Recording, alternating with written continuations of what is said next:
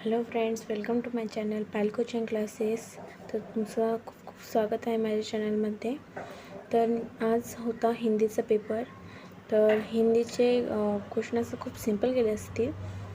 तर चला पाहूया तुम्ही काय काय लिहिलेलं आहे ह्याच्यामध्ये. तर चला स्टार्ट करूया आपण. फर्स्ट प्रश्न. तर याचं उत्तर आहे, त्याचं उत्तर आहे पहिलं, मरीज से हमदर्दी नहीं होती. दुसऱ्याचं आहे, सिर्फ सूरत दिखाने आते हैं. तर हे होतं पहिल्याचं उत्तर. आता दुसऱ्याचं उत्तर आहे, चला पाहूया आपण. लेखक ने तय किया कि मैं आँख नहीं खोलूँगा. पहला. दूसरा है, चुपचाप पड़ा रहूँगा. तिसऱ्याचं उत्तर आहे, थोडी बहुत धीरे धीरे. आणि ते तिसऱ्यामधलं दुसऱ्याचं उत्तर आहे, बच्चे, येथे बच्चे, त्याच्यानंतर बच्ची. हे तुम्हाला मनाने लिहायचं आहे. नो की सोपं गेलं असतील हे. तर प्लीज चॅनल सबस्क्राईब करा, लाईक करा, कमेंट करा आणि खूप खूप शेअर करा. आणि प्रश्न क्रमांक पहिल्यामधलं आ. तर इथं प्रश्न आहे, सुहाग वाले घने टीका नथुनी बिछिया. पहिल्यामध्ये दुसऱ्याचं आन्सर आहे, रामनगर गिरजापूर. ह्याचं उत्तर आहे शेवट चौथा. पहिला लिहायचं आहे आणि दुसरा लिहायचं आहे, दुसऱ्याचं चौथं आणि पहिल्याचं तिसरं. याप्रमाणे लिहायचे होते. रिश्ता रिश्ते दिन दिनों, शादी शादियाँ, मुसीबत मुसीबतें. फास्ट सांगू आणि हे तुम्हाला खूप सिंपल गेले असतील. याचा आहे, व्यक्तित्व बोलता था, साधना बोलती थी, बोल हृदय में घुलते थे या फिर घुल जाते, कान बेकार खड़े रहते. हे पण तुम्हाला सिंपल गेले असतील मनातून. प्रश्न क्रमांक दुसरं अ. बूंदे नदी नभ सरिता, नभ गिरी दामिनी छद्र. हे पण खूप सिंपल होता, ते तुम्हाला मनाने लिहायचा होता. अतिथी देव हृदय तेज भुजा शक्ती संचय दान. प्रश्न दुसऱ्यामधलं आ मधले, विनम्रता और नम्रता, अज्ञान ज्ञान, दानव देव. और ये आपके मन से लिखना है. बहुत सिंपल है ये, ज़्यादा कुछ प्रॉब्लम नहीं होंगी आप लोगों को. प्रश्न क्रमांक तीसरा अ देखेंगे. तो पहला है मुखराम. पहले का उत्तर है, मुखराम का तिलक हुआ. शहनाई, फिर मसालेदार तरकारी, मेहमान. उसके बाद प्रश्न क्रमांक तीसरे में आ देखेंगे. तीसरे में आए, मझधार में क्या डोलता है. ये भी डोलता देख रहा है, ऐसा भी लिख सकते हैं. फाल्गुन का आंसर है. रंग बिरंगे रंग संगा लेकर क्या आया. क्वेश्चंस है, ये आपको मन से लिखना है. खूब ही सिंपल, जीवन के एक संघर्ष के बारे में लिखना था आपको 25 से 30 शब्दों में. और अब देखते प्रश्न क्रमांक 4 में. इसका आंसर है सर्वनाम. सिर्फ सर्वनाम लिखना था. इसका लिखना था आपको अर्थ, मतलब पूरा वाक्य तैयार करना था इसका. मैंने मार खाया क्योंकि मैंने काम पूरा नहीं किया. और दूसरे का ऐसे भी लिख सकते थे कि उसके पास पुस्तक है, या फिर उसके पास मुझे जाना है, ऐसा भी लिख सकते थे.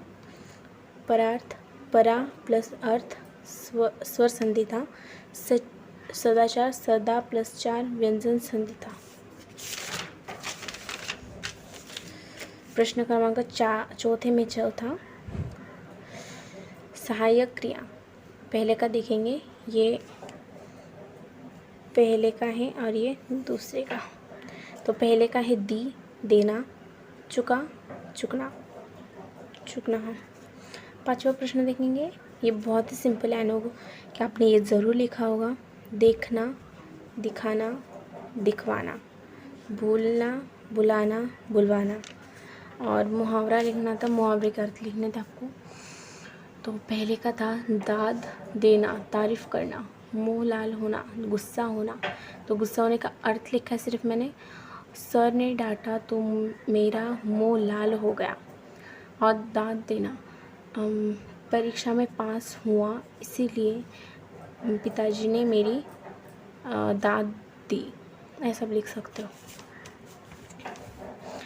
ये जो है ये नहीं भी लिखा तो चलता है, ये लिखा तो ही ठीक है।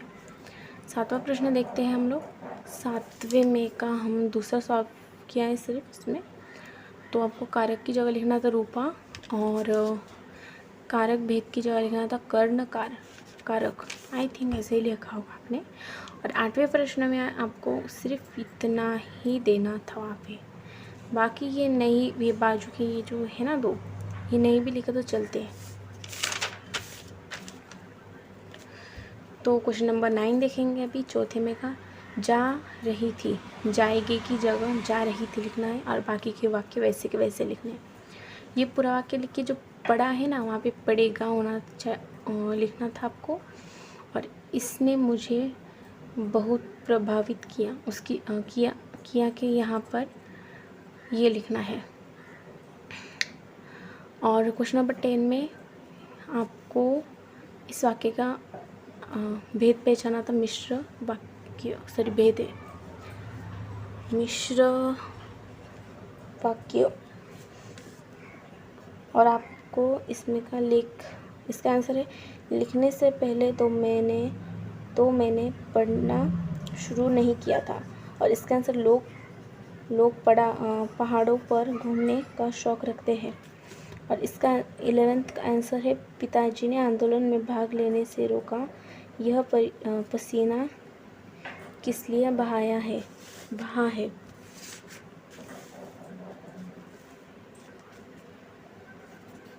और पत्र लेखन में आपको ये वाली रेटेड राइटिंग करनी थी, ये वाली नहीं करनी थी, क्योंकि ये वाली बहुत ही सिंपल है और आपको बहुत अच्छे से आया होता। आई नो कि आपने ये वाली रेटेड राइटिंग की होंगी, ये भी सिंपल है लेकिन इसमें थोड़ा डिफ़िकल्ट जाता है, आई नो। और इसमें आपको सिर्फ 4th क्वेश्चन रेडी करनी है।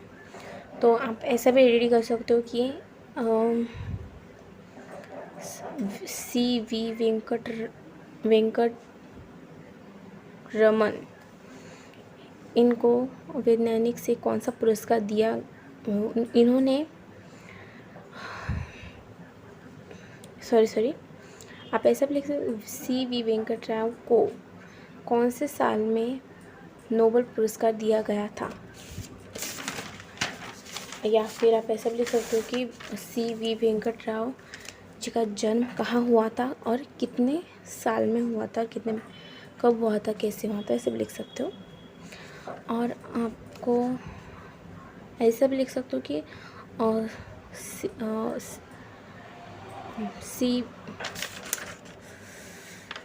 CV वेंकट रमन को उन्होंने कौन सी डिग्री ली थी वगैरह वगैरह, इनमें से आपको ढूंढकर लिखना है।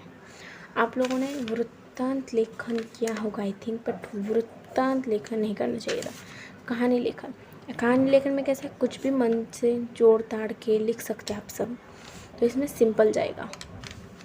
तो यही आपने लिखा होगा आई थिंक, ये नहीं लिखा हो तो बहुत ही अच्छा है, ये लिखा हो तो सुपर है, आपको पूरे के पूरे 5 मार्क्स तो मिल ही जाएंगे। और विज्ञापन लेखन आपको इसी में से सब पॉइंट्स लेकर एक विज्ञापन लेखन तैयार करना था। और लास्ट में 7th मार्क्स के जो आंसर्स वगैरह हैं, इसमें आपको नदी आत्मकथा, मेरा प्रिय त्योहार, ये दोनों सबसे ज़्यादा सिंपल गए होंगे आप लोगों को। तो इन तीनों में से कौन सा भी एक लिखना है, तो आपने आई थिंक दोनों में से कोई भी एक लिखा होगा, क्योंकि ये दोनों बहुत ही सिंपल है, कुछ भी मन से जोड़ ताड़ के लिख सकते हैं। तो आई नो कि आपका पेपर बहुत सिंपल गया होगा और यही क्वेश्चन आंसर लिखे होंगे आप लोगों ने। Thank you so much. अगर मेरे वीडियो में कुछ भी प्रश्न या आंसर्स गलत होंगे तो आप उसे सही करके मुझे कमेंट में लिख कर बता सकते हैं। ठीक है, थैंक यू सो मच मेरा वीडियो देखने के लिए। ऐसे सपोर्ट करते रहिए, लाइक करते रहिए, कमेंट करते रहिए। कोई भी प्रॉब्लम हो तो कमेंट करते रहिए। अच्छा ठीक है, मैं रखती हूँ, बाय। ऐसे ही मेरे चैनल को पॉपुलर बनाते जाइए। Thank you so much.